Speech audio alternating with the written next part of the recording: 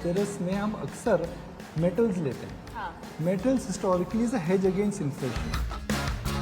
तो सोना चांदी अक्सर धनतेरस में दिया जाता है।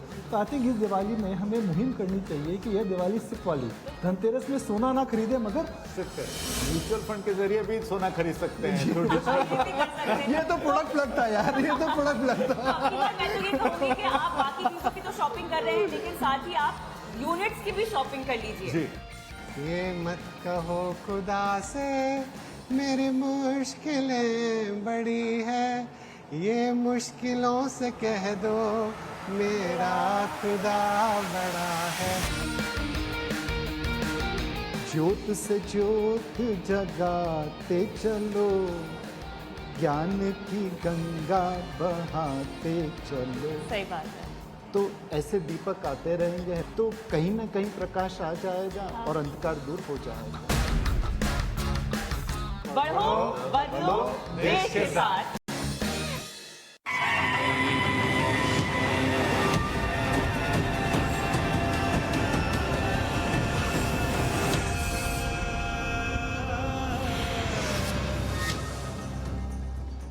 निवेश का महापर्व। जी हाँ, स्वागत है एक बार फिर से आप सभी का IIT Now स्वदेश के म्यूचुअल फंड महाकुंभ में, जहां पर हम आपको बता रहे हैं निवेश के असली ज्ञान के बारे में, क्योंकि आपकी असली कमाई है निवेश को लेकर असली ज्ञान। और अगला 1 घंटा जो पैनल हमारे साथ है, ये इंडस्ट्री का वो पैनल है जिन्होंने निवेश के तमाम कहानियों को देखा है, उसके साक्षी बने हैं, उसके बदलाव के साक्षी बने हैं। और आप निवेशक जो हैं इनकी बात सुनते हैं, मानते हैं और इनके कहने पर पैसे भी लगाते हैं। ये जितने भी लोग हैं इन्हें किसी भी तारुफ की जरूरत नहीं है, लेकिन फिर भी हमारे तमाम वो दर्शक, क्योंकि हम उम्मीद कर रहे हैं कि नए निवेशक और नए दर्शक भी हमारे साथ जुड़े, उन सब से मिलाना बहुत जरूरी होगा। सभी का स्वागत करती हूं। नवनीत मनोज साहब, MD CEO HDFC mutual fund और एम्फी के चेयरमैन, बहुत बहुत मुबारकबाद आपका और स्वागत है आपका हमारे इस पैनल में। मिलते नहीं हैं, ये बहुत मुश्किल से मिलते हैं। आए हैं हमारे इस महाकुंभ में, सौभाग्य है हमारा। बहुत बहुत धन्यवाद। हेमंत उस्तिगी जो हमारे साथ IIT Now से लगातार रहते हैं और आपको जो है निवेश को लेकर ज्ञान देते हैं, आपको पोर्टफोलियो को लेकर बारीकियां बताते हैं। वाइस इन्वेस्ट के CEO सर, स्वागत है आपका। नीलेश सर, इनकी बात के क्या कहेंगे? इनके जरिए मेरे ख्याल से आप निवेश की जो आसान भाषा है वो तो आप छोड़ ही दीजिए, लेकिन निवेश को लेकर तमाम तरह की जो कहानियां हैं, दिलचस्प कहानियां हैं, वो Nilesh sir MD CEO Kotak mutual fund के हमें बताते हैं और इनसे हम सीखते हैं। स्वागत है आपका। Swarup Mohanty, CEO Mirae Asset mutual fund, बहुत बहुत स्वागत है आपका। और आप युवा AMC हैं और युवा भारत की बदलती तकदीर है।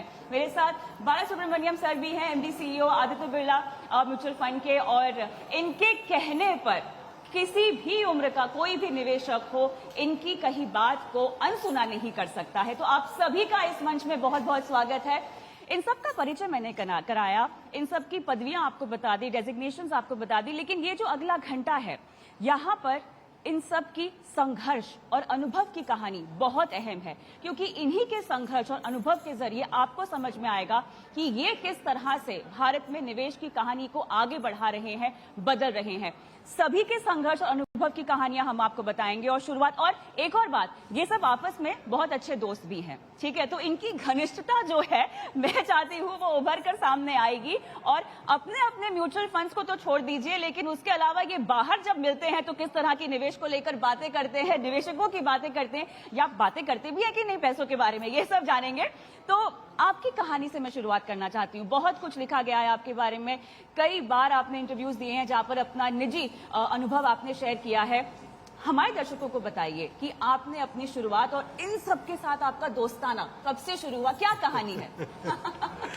कविता जी, आपको और पूरे IIT Now स्वदेश परिवार को बहुत बहुत बधाई, बहुत बहुत शुभकामनाएं महाकुंभ करने के लिए। एक तो अभी दशहरा निकला, हाँ। बुराई पर अच्छाई की विजय का प्रतीक, और आप जो एक बुराई है समाज में, या अगर मैं कहूँ कि इकोनॉमी में, कि सब लोग निवेश नहीं कर रहे हैं अच्छे तरीके से और वेल्थ नहीं क्रिएट कर रहे हैं, तो आप उसको अच्छाई की तरफ ले जा रहे हैं। और आज का दिन शरद पूर्णिमा का भी है, सो बहुत ही ऑस्पिशियस पीरियड है। और ऐसी मान्यता है कि लक्ष्मी जी का जन्म हुआ था आज के दिन, तो कई जगह लक्ष्मी जी की आज पूजा भी होती है। तो अच्छा है कि महाकुंभ में, और हमारा HDFC म्यूचुअल फंड में एक कार्यक्रम भी है, बढ़नी से आज़ादी, कि मैं तो छोटी जगह से आता हूँ, राजस्थान में ब्यावर करके एक जगह, वहां से वहीं पढ़ा, वहीं सीए करा।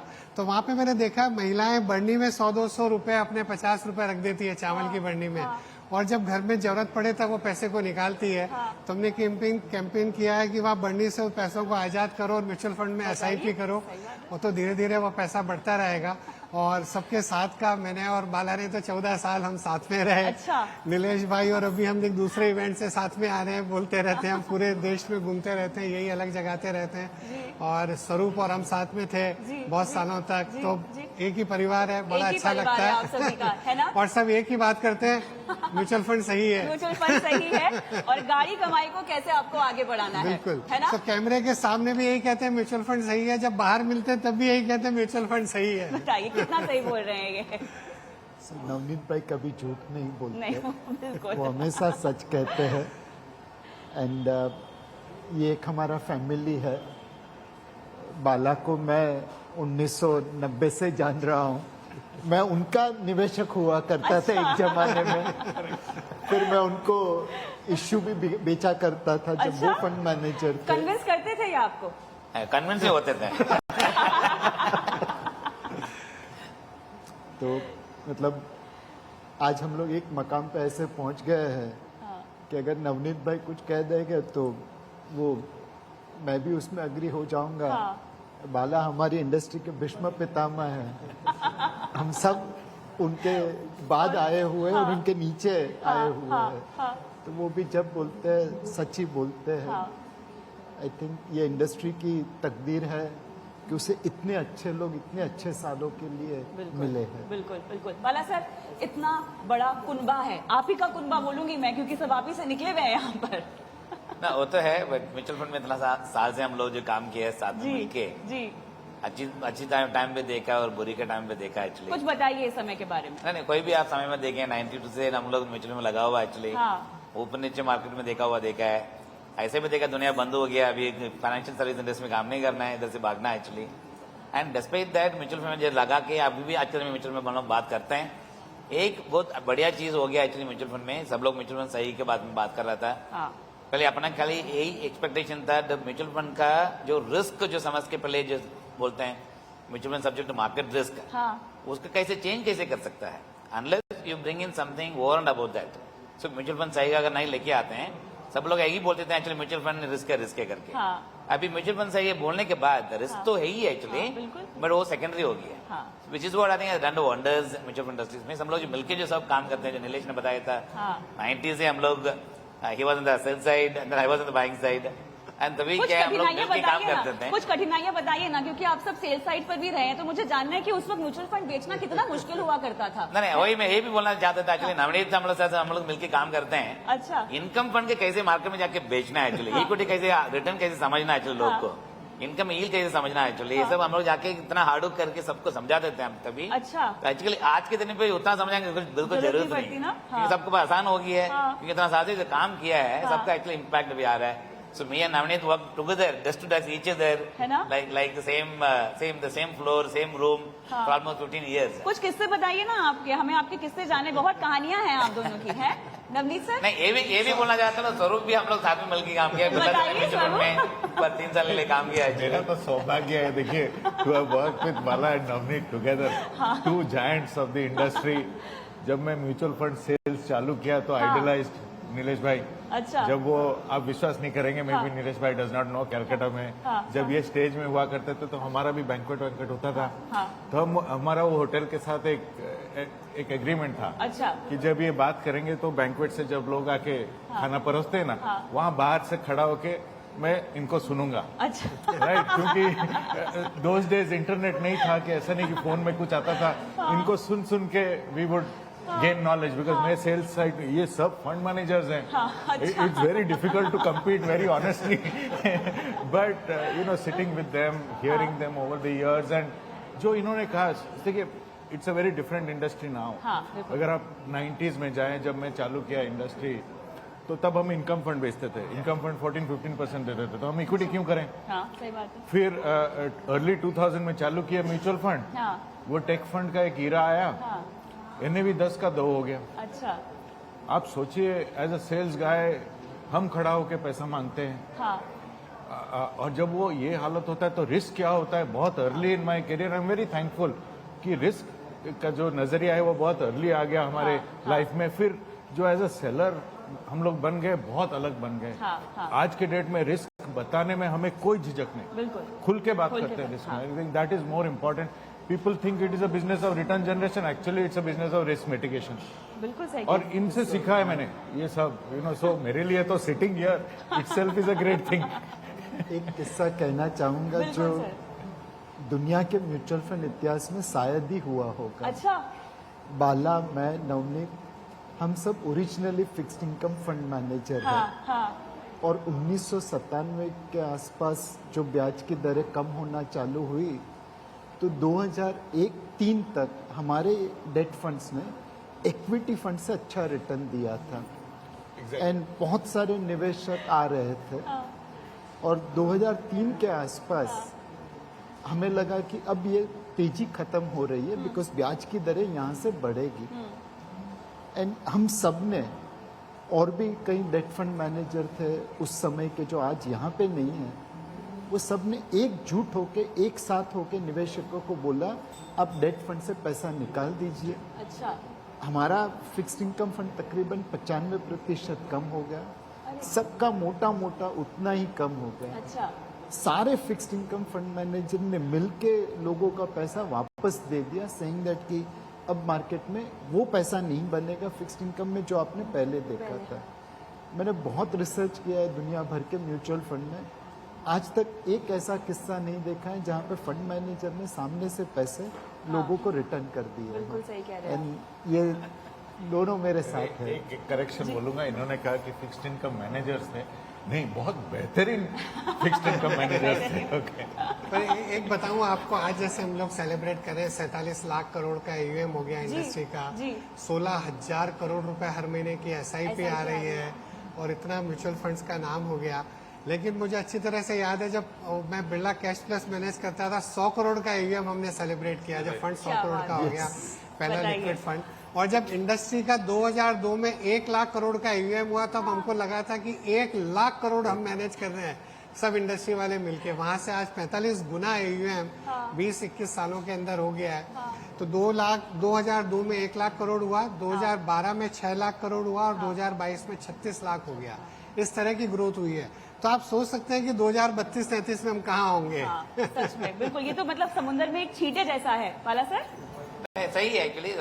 जो पहले को जो इंडस्ट्री सही से इवॉल्व होता था, किसको भी इतना उम्मीद नहीं था इतना बड़ा हो सकता है। क्योंकि अपना हेमंत बैठा एक्चुअली पार्ट ऑफ UTI। हाँ, हेमंत सर थे। आप तो इस साइड थे, आप उस साइड हो गए। UTI हम लोग सब सीखते थे एक्चुअली, उसके सामने आज खड़ा थे, बड़ा भी सबको बड़ा भाई था तभी। कविता, मेरा एसोसिएशन म्यूचुअल फंड इंडस्ट्री से बहुत पुराना है। मैं एक्चुअली बैंक में जॉब किया करता था, वहां से मैंने UTI ज्वाइन किया था। उस समय पे UTI के बारे में कोई जानते नहीं थे लोग, तो मेरे काफी दोस्त खुश नहीं थे, बोल रहे क्या मतलब उस समय पे बैंक की नौकरी मतलब एक बहुत ही अच्छी नौकरी। वहां से हम आए, पता नहीं हमें लगा कि शायद इसमें फ्यूचर है। तो आप कह सकते हैं कि मैंने इस इंडस्ट्री को एक प्लेयर से, फिर पब्लिक सेक्टर फंड्स आए, फिर प्राइवेट सेक्टर फंड्स आए, फिर मल्टीनेशनल फंड्स आए। मैं आपको किस्सा बताता हूँ। पहले इनफैक्ट मैं बहुत ही फॉर्चुनेट था कि जो इंडिया की जो फर्स्ट इक्विटी फंड था जिसमें कोई रिटर्न गारंटेड नहीं थे, मास्टर शेयर, उसके साथ मैं बहुत क्लोजली एसोसिएटेड था एक्चुअली। तो उस जमाने में हम गारंटेड रिटर्न प्रोडक्ट्स हुआ करते थे, मंथली इनकम स्कीम। 5 साल की स्कीम हुआ करती थी। हम 5 साल के पोस्ट डेटेड चेक्स क्लाइंट्स को एडवांस में भेजा करते थे। अच्छा। फिर जब हमने SIP शुरू किया तो हम पोस्ट डेटेड चेक लेते थे, 1 साल, 2 साल, 3 साल। वहां से फिर क्लोज एंडेड फंड्स आए, उसके बाद फिर ओपन एंडेड फंड्स आए, राइट। और आज देखिए हम कहाँ पे हैं। हम मतलब 48-49 प्लेयर्स हैं अभी। 47-48 lakh crore mutual fund industry manage करती है। 16,000 करोड़ की SIP बुक है। तो आई थिंक ये जो सफर रहा है ये बहुत ही बेहतरीन सफर है। और मुझे लगता है ये बताता है किस तरीके से हमारे देश में निवेशक मैच्योर हुए हैं।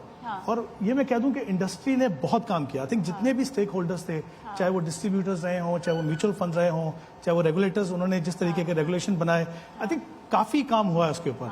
और एक जमाना था जब मतलब UTI जब था तो ऐसा बना जाता गारंटी रिटर्न है, कोई मतलब ही नहीं है। धीरे धीरे लोगों को समझ में आया कि म्यूचुअल फंड्स क्या है। जैसे हम पहले भी बात कर रहे थे, मुझे लगता है अब वो समय है कि अभी वो इस तरफ शहरों में नहीं रह गया है, छोटे शहरों में, गाँव में, सब जगह पे म्यूचुअल फंड पहुंच रहा है। और मुझे लगता है जितने लोग म्यूचुअल फंड में अपनी इन्वेस्टमेंट कर रहे हैं, उसको अडॉप्ट कर रहे हैं अपने पोर्टफोलियो में, वो देखेंगे कि ना ही उनकी जनरेशन, उनकी खुद की, बल्कि उनकी आगे जाने जनरेशन में है, उनका वेल्थ क्रिएशन बढ़ेगा। अभी तक घर में हम लोग बात करते थे फिक्स डिपॉजिट, सोना, घर।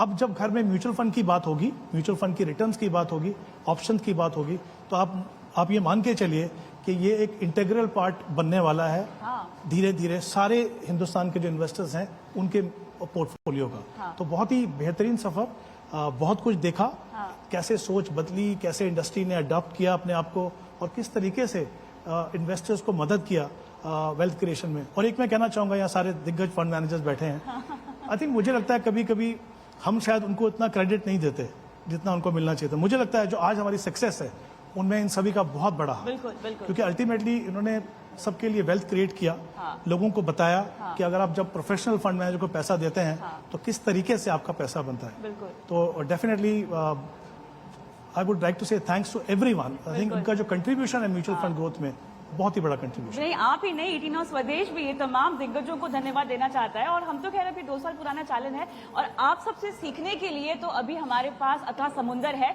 जल्दी से आकलन कर दीजिए, मेरे साथ अभी कितना 15 लाख करोड़ के आसपास का यूएम बैठा है, मेरे अगल बगल पूरा जो संभालते हैं पैसे। 15 लाख मान के चलिए, 15 लाख मान के चलती हूँ ना मैं सर। और कितना आगे बढ़ाना है निवेशकों को, और कितना समेटना है? कविता, अब शायद हम लोग उस मकाम पे पहुंचे हैं जहाँ पे एक ही मिशन बाकी रह गया है कि हमें हर भारतीय को फाइनेंशियल सिक्योरिटी प्रदान करनी है। बिल्कुल सही कह रहे हैं। एक किस्सा कहना चाहता हूँ। मेरे कलीग थे एक्सिस बैंक में, प्रदीप भाई करके, उन्होंने अपने ड्राइवर के लिए SIP थी। अच्छा। और 40-50 महीने जब उनके साथ काम किया तो SIP की, और फिर वो ड्राइवर की जब उनकी तबादला हो गया तो ड्राइवर वहीं पर रह गया, बट वो पैसा इन्वेस्टेड ही रहा। कुछ समय पहले अपनी बेटी की शादी के लिए न्योता देने आया था तो वो पैसा मांगा, और रिडीम करके 3 दिन में उसको पैसा मिल गया। वो ड्राइवर की आंखों में आंसू इसलिए आए कि 3 दिन में पैसा मिल गया। आज करोड़ों भारतीय ऐसे जिनको अपना सेविंग्स वापस सही समय पे नहीं मिलता है। और दूसरा जो रिटर्न आया वो बेटी की शादी कर्जे की जगह पे उसी पैसे में से कर पाया। आई थिंक हमने अब एक ही मकसद रखा है कि हम कैसे हर भारतीय को फाइनेंशियल सिक्योरिटी प्रदान कर सके। 18 करोड़ भारतीय ऐसे जिन्होंने क्रिप्टो में ट्रेडिंग करके नुकसान किया है। बिल्कुल सही कह रहे हैं। 10 करोड़ भारतीय ऐसे जो गेमिंग करके नुकसान करते हैं, रमी, लूडो, पोकर। 2 करोड़ से ज्यादा भारतीय ऐसे जिन्होंने पॉन्जी स्कीम में निवेश किया है, PSCL से लेकर सिटी, लिमोजिन और नुकसान किया है।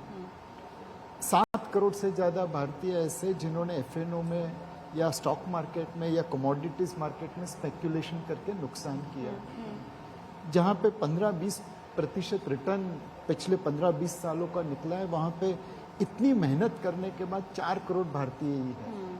तो हमें इसे 4 करोड़ से 40 करोड़ और 40 करोड़ से 140 करोड़ भारतीय तक पहुंचाना है। अगर इस मिशन में कामयाब हो गए तो AUM तो आता रहेगा। बिल्कुल सही कह रहे हैं। किस तरह से आपको सही ज्ञान प्राप्त करना है, खासतौर से सोशल मीडिया पर, इस पर विस्तार से बात करेंगे ब्रेक के बाद।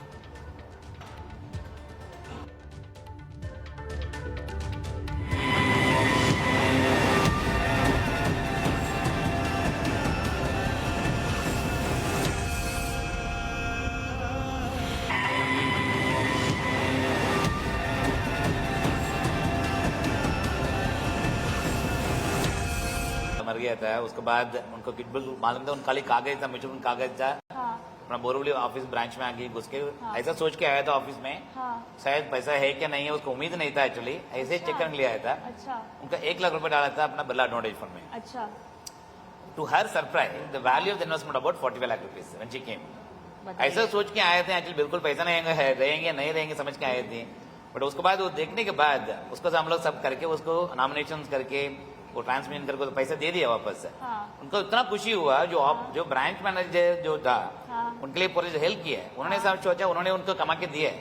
दूसरा दिन वो लेडी आई थी अपना ऑफिस में, एक ज्वेलरी बॉक्स लेके आ गई, कि बेटी जी मेरे को बहुत अच्छा काम करके दिया है, मैं तो ऐसे सोच के आया तो मेरे पास बिल्कुल पैसा नहीं होगा, आप 40 रुपए दे दिया मेरे को, कहकर उसको एक गिफ्ट भी लेके आए थे actually. Then after my colleague didn't take accept the gift, उनका पैसा है। ये मैं क्या कहना चाहता हूँ, म्यूचुअल फंड में आप जो इन्वेस्ट जो करते हैं, पुराना जमाने में इन्वेस्ट करते हैं, वो ऐसे बिना सोच को ऐसे छोड़ देते हैं, उसको पावर ऑफ कंपनी में जाते हैं, वो म्यूचुअल फंड में आज के दिन में बहुत लोग रिलीज हो रहे हैं। बिल्कुल। पहले के जमाने में पहले नहीं होते थे, but we all used to do the hard work, all of used to do the hard work, समझा कि आज के दिन पे सबको इतना समझ आ गई है कि it's only question of more and more investors coming in participating in investment. नहीं, बिल्कुल आप सही कह रहे हैं, लेकिन इस पूरी संघर्ष की कहानी में मुझे आप सबसे एक बात ये भी जानिए, नवनीत सर आप ही बताइएगा, कभी कोई ऐसा समय था जब आप हताश हो गए, आपको लग रहा हो कि कुछ नहीं हो सकता, नहीं समझेंगे, इनको फिक्स डिपॉजिट में ही पैसे डालने हैं, महंगाई को मात देने वाला कोई इनको इंस्ट्रूमेंट नहीं चाहिए, कभी ऐसा कोई वक्त था, कोई दौर, कोई सवाल, कोई शंका जहन में आई कि कैसे बदले? बदलाव क्योंकि कठिन तो होता है सर। नहीं, पर नीलेश भाई ने बताया ना कि आज इतना ट्रैक रिकॉर्ड बनने के बाद आज 25-30 साल से कई सारे फंड हैं जो एग्जिस्टेंस में है और अच्छा रिटर्न दिए हैं, जिन्होंने 15, 20, 25, 30 साल से फंड्स हैं। HDFC के हमारे कई फंड्स हैं जिनका 20, 25, 30 साल का ट्रैक रिकॉर्ड है। इतनी ट्रांसपेरेंसी है प्रोडक्ट में, मेरे ख्याल में कहीं पर भी विश्व में ऐसा कोई प्रोडक्ट नहीं होगा फाइनेंशियल सर्विसेज में जहां पर इतनी ट्रांसपेरेंसी है। आपको डेली शाम को NAV मिल रही है, आपको हर महीने पोर्टफोलियो का पूरा डिटेल, फंड के बारे में, फंड मैनेजर के बारे में, फंड हाउस के बारे में, सब कुछ, इतनी ट्रांसपेरेंसी आपको मिलती है रेगुलेशन की वजह से और हमारे स्वयं के एफर्ट्स की वजह से। इतनी टेक्नोलॉजी ने चेंज कर दिया है, चाहे KYC करने से लेके, फंड में ट्रांजैक्शन करने से लेके, आपको नॉमिनेशन करना है, ट्रांसमिशन करना है, कुछ भी करना है, टेक्नोलॉजी ने उसको बहुत इजी बना दिया है। और last but not the least, training कहूँ मैं या इन्वेस्टर एजुकेशन कहूँ, जहाँ पर आपका प्रयास हो, आपके जैसे लोगों का, या mutual fund association of mutual fund ने जो म्यूचुअल फंड सही है कैंपेन चालू किया 2016 से, उसका बहुत बड़ा रोल रहा है और हम सब बहुत मेहनत कर रहे हैं। उसके बाद भी 4 करोड़ ही हैं निवेशक तो बहुत आगे जाना है। तो 2 तरीके हैं, या तो हम सोचने की गिलास आधी है, या बोले अभी आधी भरी हुई है, या आधी पानी से और आधी हवा से भरी हुई है, वो भर सकती है। तो कुंभ जो आपने बोला, ये तो वो अक्षय पात्र जैसा कुंभ है, इसमें तो जितना और निवेशक लिया है उतने ही कम है, तो बहुत आगे जाना है अभी। बिल्कुल आपके साथ हैं, हम पूरी इंडस्ट्री के साथ हैं। इसमें एक मैं डेटा अगर जोड़ूं, जी, जैसे एक कोविड है ना, लोग कहते हैं before Christ after Christ, mutual fund industry के लिए मेरे हिसाब से before Covid and after Covid. अच्छा, ये जो 4 करोड़ का इन्वेस्टर का थोड़ा मैं ब्रेकअप देता हूँ। Before Covid which is almost 20-25 years of the industry, we were 2.3 crore only 25 साल में। Post Covid 1 year 1 crore. Now on an average we are adding 70 to 80 lakhs portfolio. So I think ये जो fixed assets to financial assets जो एक journey है, you add that to the change in demography, no, ये 70-80 लाख जो add हो रहे हैं वो बहुत जल्दी 2-3 करोड़ ऐड होंगे। सो एक इन्फ्लेक्शन पॉइंट जो चाहिए था हमें, वो मेरे हिसाब से वो कोविड दे गया। और ये जो 1-2 साल हम घर में बैठे स्केर्ड फॉर आवर लाइफ, सबके इनकम स्टेटमेंट हम चेंज हो गए। वो जो वांट हम लोग सोच रहे थे करके हमारा लाइफ नहीं होगा, सिर्फ नीड में जो लाइफ चला, people have come out financially far better. And जैसे अभी निवेश कर रहे हैं has absolutely no correlation to what they were doing before Covid. तो मेरे हिसाब से ये जो आगे जाके नेक्स्ट, ये अगर 5 साल बाद महाकुंभ होगा, तो ये आंकड़े पे मैं इधर बैठ के अलग डेटा दूंगा। ये मेरा बहुत आपकी जुबान पे सरस्वती स्वरूप ने जो बताया, अगर जो स्वरूप ने बताया था ऑन कोविड, एक मैं भी बोलना चाहता हूँ एक्चुअली अपना प्रधानमंत्री का बारे में, जो बिल्कुल 8/11 जो नोटबंदी किया था, उसके बाद ऑफकोर्स इनिशियली सफरिंग था लोग का, बट उसके बाद इतना अवेयरनेस हुआ। एक तो physical assets versus financial assets, और banking digital transaction, digital platform versus physical transaction, ये सब में अपना देश में इतना एक्चुअली चेंज हुआ, उसका वजह से एक्चुअली इंडस्ट्री कितना ग्रोथ बढ़ गया एक्चुअली। तभी तो हम लोग को समझ में आया actually the mutual fund can play a larger role rather than investing actually in real estate और नोट कैसे घर पे बैठना है, घर पे रखना है और FD में डालना है, all this thing completely got change. जो टेक ऑफ हुआ 2016 से, देन उसके बाद ऑफकोर्स कोविड, इसलिए वो भी आई थिंक वो भी सोच के चलाना चाहिए, क्योंकि अपना पूरा देश का जो अवेयरनेस जो बढ़ा है, स्पेशली ऑन डिजिटल ट्रांजैक्शन कैसे कर सकता है, पेमेंट बैंकिंग कैसे कर सकता है, मेरे वो revolution also have been playing a big role in mutual fund. Of course mutual fund सही है, एक सब साथ में आए थे एक्चुअली। एक मैं आंकड़ा उसमें जोड़ूं कि आज पिछले महीने 30 लाख SIP हुई, 30 लाख से ज्यादा। आज के 10 साल पहले कविता आप सोचिए कितना नंबर था वो महीने का, अंदाज करिए। कितना हो गया? करीब 1-1.5 लाख। 1-1.5 लाख SIP होती थी महीने की, वो पिछले महीने 30 लाख से ज्यादा हुई है। तो अवेयरनेस तो बढ़ी है और बहुत अच्छा एक और लगता है कि जो B30 जिनको हम बोलते उसी हैं पर आ रही हमारी थी भाषा मैं, में, जी। बियॉन्ड टॉप 30 सिटीज, तो 50% से ज्यादा नई SIP बियॉन्ड टॉप 30 सिटीज से आती है। हाँ, बिल्कुल। AUM में उनकी भागीदारी बढ़ रही है, तो छोटी जगहों पर भी म्यूचुअल फंड के बारे में जागरूकता बढ़ रही है और लोग निवेश कर रहे हैं। वो एक बहुत अच्छी चीज है। बट वो कैसे करेंगे? क्योंकि नीलेश सर, एक रिजिडनेस होती है। देखिए, अगर आप विविधता है भारत में और अलग अलग जगह में लोगों की अलग अलग मानसिकताएं हैं कल्चर को लेकर, निवेश को लेकर। नॉर्थ में पंजाब अगर आप देखिए तो बहुत ही रियल एस्टेट इन्वेस्टमेंट डोमिनेटेड जगह है। साउथ की अगर आप और जाएं तो ठीक है, इक्विटी के बारे में फिर भी जानकारी है, लेकिन फिर भी वो फिक्स्ड इनकम और जहां पे स्थायी उनको इनकम मिलती रहे उसमें उनका विश्वास है। तो अब जब हम फोकस कर रहे हैं B30 पर और जो आंकड़े भी दिखा रहे हैं कि AUM लगातार AMCs के बढ़ रहे हैं, युवा वहां पर दिलचस्पी दे रहे हैं, रिजिडनेस मानसिकता को लेकर कौन कौन सी है जो आप फेस कर सकते हैं, जो आपको लगता है कि ये रोड़ा हो सकता है और इस पर काम करना और काम कर रहे हैं आप सब? एक हम सदियों पुरानी प्रथा को तोड़ने की कोशिश कर रहे बिल्कुल हैं। बिल्कुल। पैसा लोग कैश में रखते थे घर पे, नवनीत भाई ने बताया बढ़नी में, हाँ, लोग सोने में लगाते थे, जमीन में लगाते थे, और इस अंधकार को हम दूर करने की कोशिश कर रहे हैं। अब हमारी औकात ये तो नहीं है कि हम सूर्य बन जाए और सारा अंधकार एक झटके में दूर कर दे। हम सब छोटे छोटे दीपक हैं। तो एक संत ज्ञानेश्वर करके मूवी का गाना था, हाँ जी, ज्योत से ज्योत जगाते चलो, ज्ञान की गंगा बहाते चलो। सही बात है। तो ऐसे दीपक आते रहेंगे। हेमंत भाई है, नवनीत भाई है, स्वरूप है, बाला है, आप है, तो कहीं ना कहीं प्रकाश आ जाएगा और अंधकार दूर हो जाएगा। बिल्कुल। बाला सर, मैं उनको जो सही करा देंगे, एक तो म्यूचुअल फंड में सब लोग मिलके जो बड़ा करने के लिए जो हमेशा जो करते रहते हैं उसको तो करना ही एक्चुअली। बट एक्सपेंशन के हिसाब से देखते हैं क्लियरली जो मिलेनियंस आज के समय जो बढ़ रहे हैं, हाँ, उनको एक तो आपको initially they have to focus on spending, उनको वही कहना है, उनको अनलेस जो मिलेनियल्स स्पेंड नहीं करें क्योंकि अपना आज जीना है देश ना का ग्रोथ हमें। नहीं आएगा। हाँ, बिल्कुल। तो उनको तो स्पेंडिंग करना ही है, और साथ साथ में उनका सबको जो एस्पिरेशन जो है वो भी तो पूरे हर करने हर जन के लिए एस्पिरेशन जो है, इधर पढ़ाने के लिए एस्पिरेशन है, बड़ा करने के लिए बड़ा एस्पिरेशन है, और घर करने के लिए एस्पिरेशन है। उस सबको एक्चुअली समझा के उनको जो म्यूचुअल में निवेश करना वो जरूरी है। एक्चुअली मिलेनियल्स आज के दिन में आके स्पेकुलेट कर रहे हैं, एक्चुअली इधर क्रिप्टो में जाके प्ले कर लेते हैं, स्पेकुलेशन कर लेते हैं, आजकल गेमिंग प्लेटफॉर्म में आ जाते हैं, उसमें क्या मजा आता है एक्चुअली, तब तक आप पैसा कमाते हैं। अब moment you start losing it, you going start searching actually किधर से पैसा निकालो, पिताजी से पैसा निकालो, माँ से पैसा निकालो, भाई से पैसा निकालो, वो आपको चालू हो जाएंगे। अगर कौन सा एसेट बेच के पैसा निकालो, वो मेरे हिसाब से वो मुसीबत में कोई फंसना नहीं चाहिए। बिल्कुल। और उसका छोड़ के जो म्यूचुअल फंड जो निवेश करना है, दैट इज मेरे हिसाब से नेक्स्ट जर्नी होगा। दूसरा एक जर्नी होगा आज के दिन पे स्कूलिंग एजुकेशन में, आज के दिन पे बहुत समझदारी बढ़ते जा रहे हैं, क्योंकि बच्चों लोग का भी आज के दिन पे, क्योंकि ये आज करंट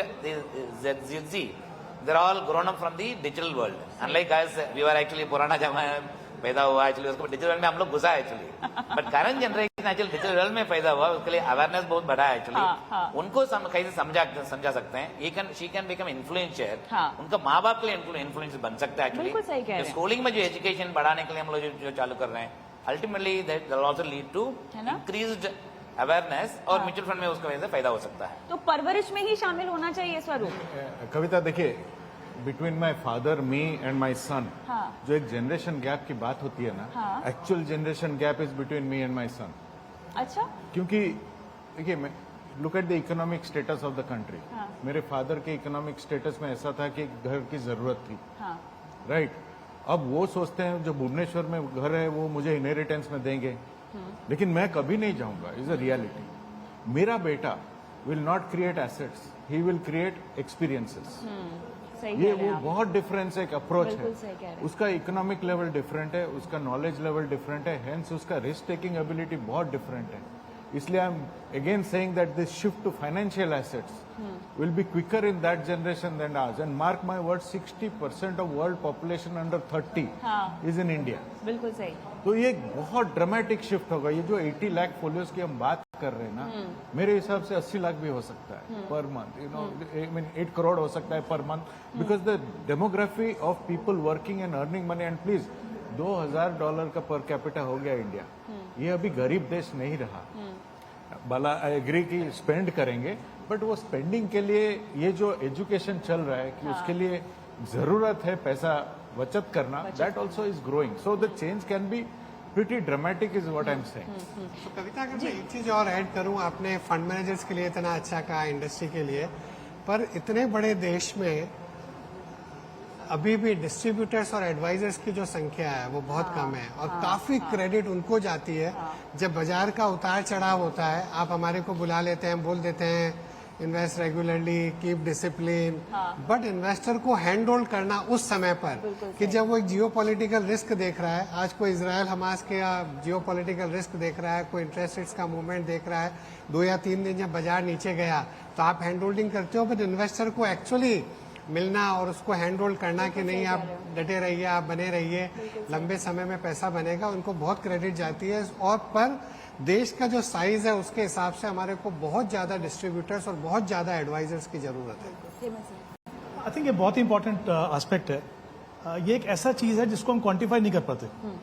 जब एक बहुत कठिन समय होता है ना, आप किसी इन्वेस्टर को बोलते हैं आप बने रहिए, ये मार्केट का एक नेचुरल फिनोमिनन है, वॉलेटिलिटी आएगी जाएगी, आप देखिए बनता है, और जब वो रुक जाते हैं और उसके बाद जो वेल्थ क्रिएशन होती है उसको आप क्वांटिफाई नहीं कर सकते। तो आई थिंक ये बहुत ही बड़ा कंट्रीब्यूशन है। एक चीज और मैं आपको कहूंगा, हम बात कर रहे हैं हम कहाँ तक पहुंचे हैं, आई थिंक मीडिया का रोल बहुत ही इंपॉर्टेंट है। आपको याद होगा जो हम शो क्या करते थे 8-10 साल पहले, जी, हमारे पास क्या सवाल आते थे, मुझे 10,000 की SIP करनी है, कहाँ करूं। अब क्या सवाल आते हैं, पूरी डिटेल आती है, ये मेरा गोल है, ये मैं SIP कर रहा हूँ, मेरी एसेट एलोकेशन इतनी है। आप समझ सकते हैं, आप समझ सकते हैं किस तरीके से अवेयरनेस बढ़ी है इन्वेस्टर्स को।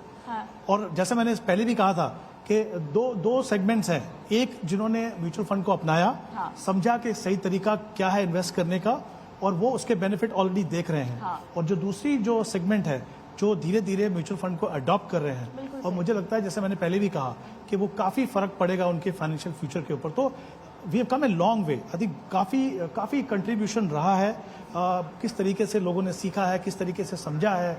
अब देखिए पहले क्या होता था, SIP जैसे मार्केट गिरता था SIP बंद होती थी, बिल्कुल अब SIP बंद नहीं होती है।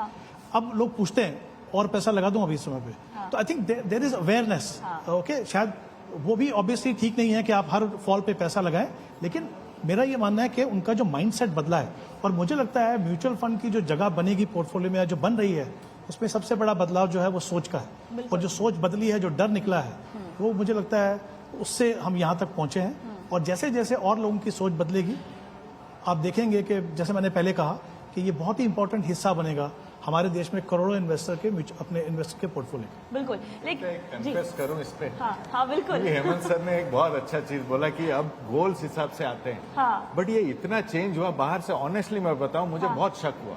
अच्छा, कैसे थोड़ी ना गोल लेके क्वेश्चन पूछते हैं। फिर I queried with some of your counterpart anchors कि ऐसा नहीं होता है, हमारा भी ऑडिट होता है question, but that change was very sudden कि मैं 10,000 का SIP करूं, नहीं मेरा लक्ष्य है उस हिसाब से। बाहर से हमें महसूस नहीं हुआ कि इतना सडन, ये चेंज बहुत सडन होता है। जी जी, जिस तरीके से क्वेश्चन आता है, sometime we are amazed. No but Hemant sir, from the outside I thought कि ये गलत है, ये प्लांटेड है, मुझे ऐसा लगा क्योंकि ये ऐसे ओवरनाइट चेंज हुआ। अभी ये स्क्रॉलर में देखिए सवाल आ रहे हैं। हाँ, वही मैं कह रहा हूँ, के बारे में सवाल आ रहे हैं, प्लानिंग के ऊपर बहुत सवाल आ रहे सारे हैं। जब ग्राउंड इवेंट्स होते हैं, जाके लोगों से बात करते हैं सामने, जी 500 लोग बैठे हुए हैं, वहां पे सवाल आते हैं। बिल्कुल, जी जी, वहां पे ये सवाल आते हैं कि एसेट एलोकेशन किया, अभी क्या करूं, इसको रीबैलेंस कब करूं। अभी अब वो आपसे पूछते हैं रीबैलेंस कब करूं और किस तरीके से करूं, कैसे टैक्स एफिशिएंट बनाऊं। अब ये लेवल वहां तक पहुंच गए। जी, दूसरा है कि वही तो रीबैलेंसिंग तो इन्वेस्ट करने के बाद रीबैलेंसिंग होता है जी, पर इन्वेस्ट नहीं करना है, निवेश नहीं करना है, उसके कैसे करें। सही। मेरा गांव में 1-2 डिस्ट्रीब्यूटर्स है, मेरा पुराना जमाना में actually I seen them coming to village every Thursday to meet my mother. आपको किधर निवेश करना है, कितना पैसा डालना है, वो कैश लेके जाएगा, उसका अच्छी तरफ से इन्वेस्ट करके उसके बाद दूसरा दिन अकाउंट में लेके आएंगे। अच्छा, ऐसे ही पूछ के जाएंगे, अगर कोई घर पे कोई बच्चा फायदा हो गया है, उनका बच्चे के लिए आज फायदा हुआ, आज के लिए अभी 20 साल के लिए अगर इन्वेस्टमेंट लगा देते हैं, उसके लिए वो भी सजेस्ट करेंगे। सो दे एक्चुअली डू अ सेवा।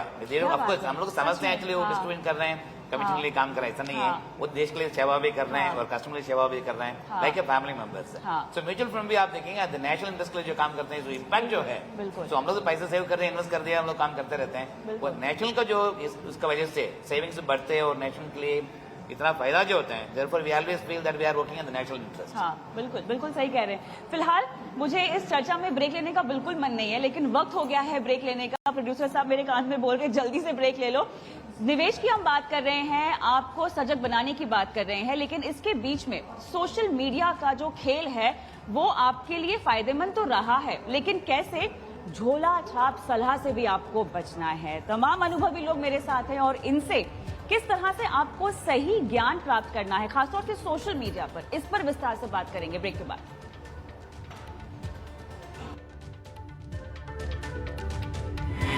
ज्योत से ज्योत जगाते चलो, ज्ञान की गंगा बहाते चलो। सही बात है। तो ऐसे दीपक आते रहेंगे तो कहीं ना कहीं प्रकाश आ जाएगा और अंधकार दूर हो जाएगा। बढ़ो बदलो देश के साथ।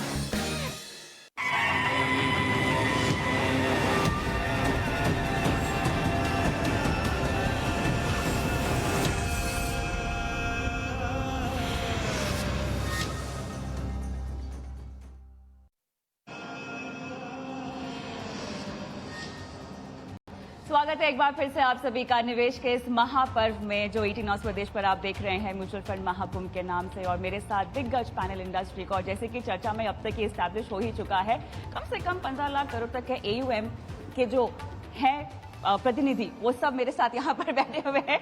निवेश का मेला और निवेश का जश्न हम मना रहे हैं। ब्रेक पर जाने से पहले मैंने एक बात कही थी कि सोशल मीडिया, नीलेश सर, लोग बहुत कंज्यूम करते हैं, टीवी भी देखते हैं, आपकी बातें भी सुनते हैं, आप सब सोशल मीडिया पर भी बहुत ज्यादा अग्रसर हैं, जहां पर आप लोगों से कनेक्ट करते हैं। लेकिन नसीहत देना और उन्हें सही गाइडेंस देना, ताकि आप अपनी मेहनत की गाढ़ी कमाई को कहीं जला ना दे, आपके हाथ से वो पैसे चले ना जाए, कोई चंपत ना कर दे, इसकी सलाह, इसकी नसीहत आप कैसे देंगे वो युवाओं को? मिलेनियल्स का हमने चर्चा की, हमने वरिष्ठ नागरिकों के बारे में बात की, क्योंकि इक्विटी में तो अब हर कोई निवेश कर रहा है, क्या कहेंगे उन्हें? एक, अगर पैसा बनाना इतना आसान होता तो हम लोग सब बिलियनर होते। ये बिल्कुल 100% बात आपने सही कही है। दूसरी चीज, जब मैं अपनी कारकिर्दी की शुरुआत कर रहा था तो पहले निवेश में सारा नुकसान कर दिया था। अच्छा। और फिर अपने आप अकल ठिकाने आ गई। सो एक है कि आप खुद एक्सपीरियंस करके सीखे, मेरी तरह सारा पैसा लूट जाएगा तो अपने आप अकल ठिकाने आ जाएगी। या दूसरी चीज है कि आप किसी और के एक्सपीरियंस से सीख ले। बिल्कुल सही। तो मैं सभी युवाओं को सलाह दूंगा, मेरे एक्सपीरियंस से सीखिए। ये बात भी सही इस तरह ट्रेडिंग मत करिए, सारा नुकसान चला जाएगा, निवेश करिए। तीसरी चीज, आपके माँ बाप को छोड़ के किसी को इंटरेस्ट नहीं है कि आपके लिए पैसा बना दे। हम भी नसीहत इसलिए देते हैं कि हम आपके पैसों को मैनेज करते हैं, वो हमारा प्रोफेशन है। यस, हम अपना प्रोफेशन ईमानदारी से निभाते हैं, बट मैं इसलिए इन्वेस्टर का पैसा बनाना चाहता हूँ बिकॉज उसमें मेरा भी पैसा बन रहा है। तो कोई आदमी आके, कोई इंसान आके आपको कहे कि मैं आपको पैसेदार बना दूंगा रातों रात, तो एक बात समझ, अगर उसके पास इतनी औकात होती तो वो ये काम क्यों करता? वो खुद नसाओ बहामा में जाके आराम करता। उसके पास वो अकल नहीं है, इसलिए तो आपको ये टोपी पहना रहा है। बिल्कुल। तो टोपी पहनाने वालों से बचिए। और एक और चीज जी, हम कभी सेबी रेगुलेशन के तहत रिकमेंडेशन नहीं दे सकते किसी स्टॉक के ऊपर। अभी कुछ समय पहले मेरे कजिन ने मेरी मम्मी को फोन किया, बोला नीलेश भाई हमें तो कभी टिप देते नहीं है, बट टेलीग्राम के उनका चैनल चल रहा है जहाँ पे लोगों को टिप बांट रहे हैं। तो प्लीज रिमेम्बर करिए, हमारे बहुत सारे नकली अवतार है जहाँ पे वो कुछ भी बांटते रहते हैं। तो किसी भी चीज को फेस वैल्यू पे मत कर लीजिए, जांच परख के लीजिए। बिल्कुल। अमनीत सर, आप क्या कहेंगे? नहीं, बिल्कुल, जैसा नीलेश भाई ने कहा, पैसा बनाना इतना इजी नहीं होता है। मैं तो हमेशा कहता हूँ एक ही फॉर्मूला है वेल्थ क्रिएशन का, और वो है एसटीपी। एक तो म्यूचुअल फंड में एसटीपी बोलते हैं, सिस्टमेटिक ट्रांसफर प्लान को, कि आप एक डेट फंड में पैसा डाल के और धीरे धीरे हर महीने उसको इक्विटी में शिफ्ट कर सकते हैं। और दूसरा एसटीपी है sound investment plus time plus patience. Sound investment plus time plus patience, वो एक ही नुस्खा है कविता जी, एक ही नुस्खा है और कोई नुस्खा नहीं है। हर महीने अगर पैसे लगाते रहेंगे डिसिप्लिन तरीके से और पेशेंस रखेंगे, सही निवेश करेंगे, तो ही बड़ा वेल्थ क्रिएशन हो पाएगा।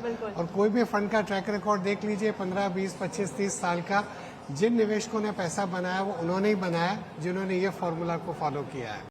बिल्कुल, तो ये बात आपको गांठ बांध लेनी है। अच्छा, उस वक्त मैं बताना भूल गई, सर आप गाते बहुत अच्छा है। मैं कहूँ कविता जी, तो सही निवेश प्लस समय प्लस संयम।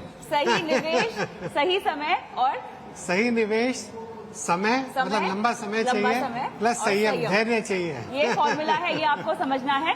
मैं कह रही थी सर गाते इतना अच्छा है, पता था आपको? मुझे तो अब पता चला जब उन्होंने 2 लाइन गुनगुनाए हैं। कुछ आपके किस्से हैं इनके साथ गाना गाते हुए?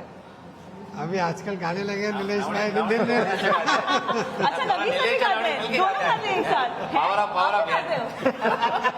साहब ने 2 लाइन तो बनती है सर। साहब ने मुश्किलों का कहा तो मुश्किलें बहुत आई है जी। लेकिन हम सब लोग पूरे भारत में सब जगह जाते हैं और सब जगह लोगों को कहते हैं कि हम अमृत काल में हैं। हाँ जी। अगले 25 वर्ष भारत के हैं। हाँ। और हमारी म्यूचुअल फंड इंडस्ट्री का तो यही ध्येय है कि किस तरह से ज्यादा निवेशक उसका फायदा उठा सके। पर इसका मतलब नहीं है कि हम 25 साल में अमृत काल में कभी कोई चैलेंजेस नहीं आएंगे। हाँ। अगर दुनिया में जियोपॉलिटिकल रिस्क है, अगर कोई इकोनॉमिक क्राइसिस आता है और कुछ और होता है, हमारे यहाँ भी साइकिल्स होंगे, हमारे यहाँ भी कई चैलेंजेस होंगे। लेकिन चाहे हमारी इंडस्ट्री हो या निवेशक हो या हमारे डिस्ट्रीब्यूटर हो या आप लोग हो, 2 लाइन बोलता हूँ जो याद रखनी चाहिए 25 साल में जी। ये मत कहो खुदा से मेरी मुश्किलें बड़ी है, ये मत कहो खुदा से मेरी मुश्किलें बड़ी है, ये मुश्किलों से कह दो मेरा खुदा बड़ा है। सो हमारा जो खुदा है वो यही है कि हम निवेशकों के लिए पैसा बना रहे हैं। अगर हम अच्छे उद्देश्य के साथ चल रहे हैं तो सबका अच्छा ही होगा। तालियां। मेरे ख्याल से बहुत खूबसूरत लाइन गुनगुनाई आपने और क्या सही मैसेज भी दिया है। और हमारे साथ दर्शक भी जो है वो लाइव जुड़े हुए हैं जो आप सभी से सवाल भी लेना चाहते हैं। स्वरूप, आपके पास आती हूँ। अजय का सवाल है उत्तराखंड से, आप सीधा उनको एड्रेस भी कर सकते हैं। अजय पूछ रहे हैं, एकमुश्त या एसआईपी निवेश की सबसे बेहतर रणनीति क्या होगी? एकमुश्त, लमसम या एसआईपी? देखिए, सबसे एसआईपी एक कैश फ्लो सोल्यूशन होता है अजय, कि जब आपके पास इतना ही पैसा है हर महीने आप निवेश करते हैं।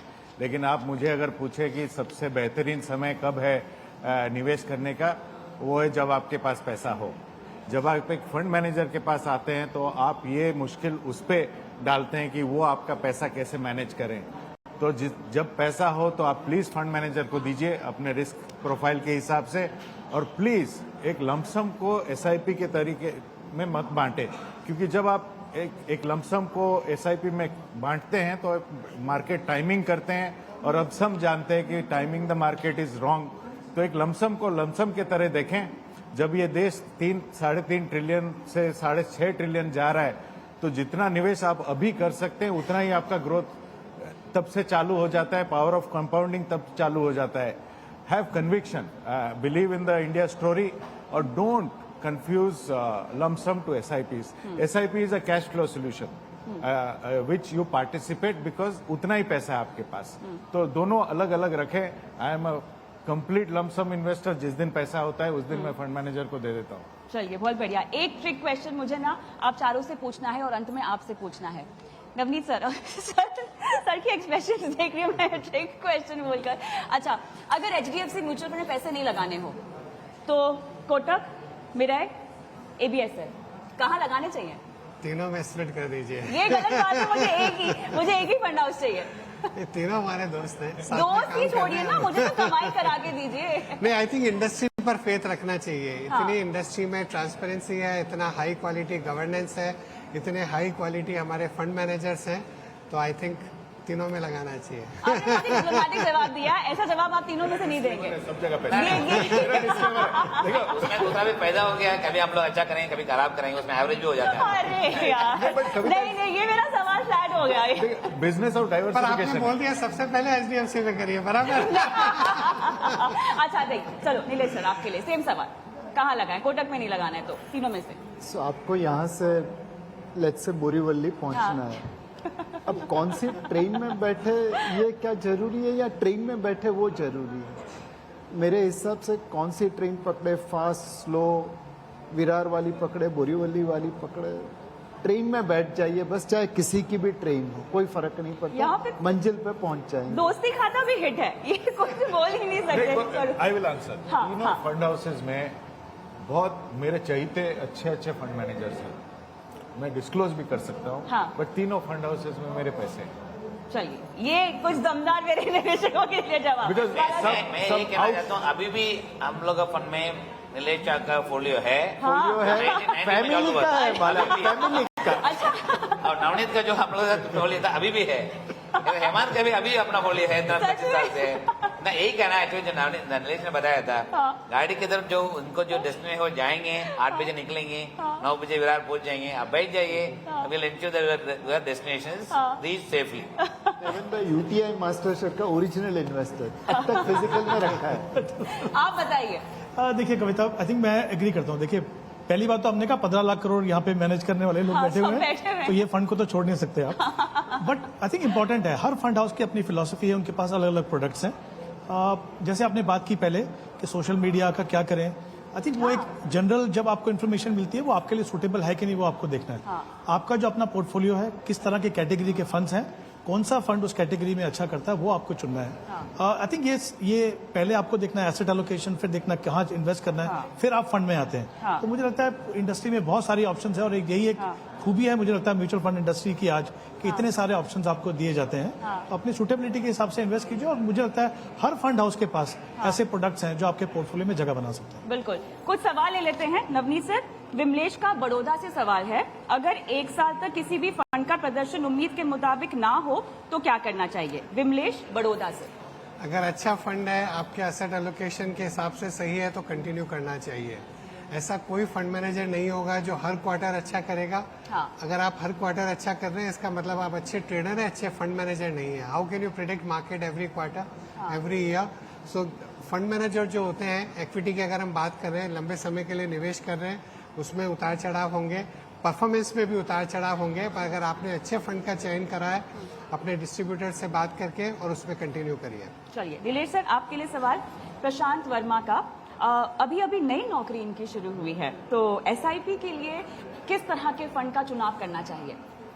प्रशांत भाई, पहले तो आप income minus expenses equal to savings को भूल जाइए, income minus savings equal to expenses को अपना लीजिए। सो प्रति माह कुछ न कुछ पैसा आप निवेश करेंगे। आप अभी अभी नौकरी चालू की है तो आपके आगे पूरा जहां बाकी है, तो लॉन्ग टर्म के लिए निवेश करना, और अगर लॉन्ग टर्म के लिए निवेश करना है तो इक्विटी अच्छा रहेगा। शुरुआत करिए लार्ज कैप फंड से, एंड फिर जैसे जैसे अनुभव आता जाए वैसे वैसे mid cap, small cap, thematic fund में आते रहना। दूसरी चीज, SIP टॉप अप करना। आपकी सैलरी बढ़ने वाली है, खर्चे भी बढ़ेंगे, बट SIP भी बढ़ा देना। और तीसरी चीज, जैसे नवनीत ने बताया, हर फंड मैनेजर के उतार चढ़ाव आएंगे।